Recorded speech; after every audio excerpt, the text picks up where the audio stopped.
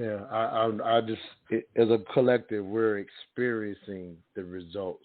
Everything else, we're literally experiencing it, and that's not. I understand that we're calling it data, but the lived experience is the data that you see is the lived experience of that group. So there's one side on one side of that group, one side of that data, and there's a group on the other side of that data.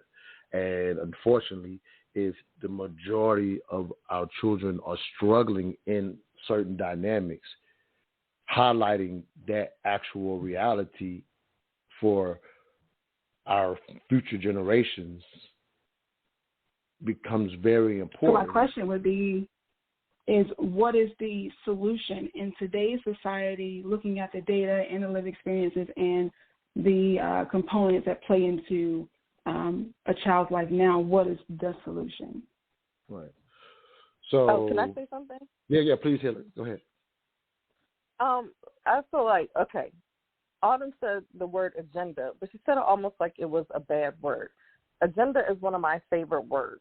We have to have an agenda with your parenting and other relationships, because the fact that we don't have one, having children willy-nilly with anybody, is why we have resulted in the issues that we are facing.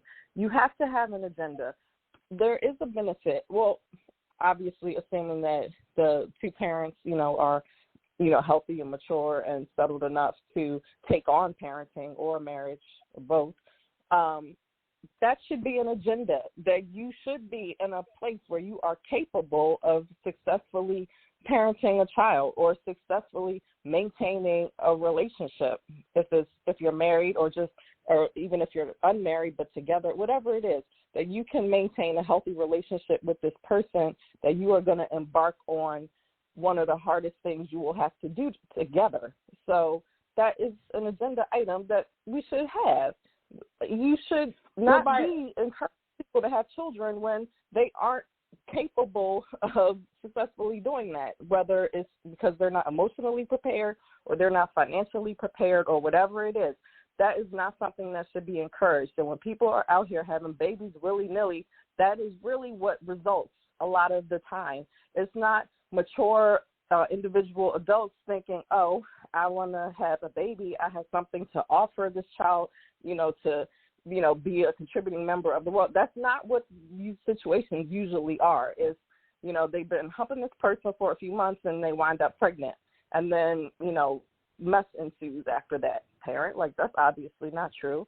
But it's just not something that I feel should be encouraged. Like, again, what is the advantage of one person having a baby and then trying to create this whole village versus two people coming together with an intact village already, and you have, one from both parents. So I have double the community than somebody making up stuff on the fly. Like, what is the advantage to that? Like, and I feel like no one has answered that. There's no answer, because there is none. There's no advantage to saying, yes, no, it's preferable for one person to just be figuring stuff out on the fly for the next, 18 years or really, it's a lifetime responsibility. There's no advantage to that. There really isn't.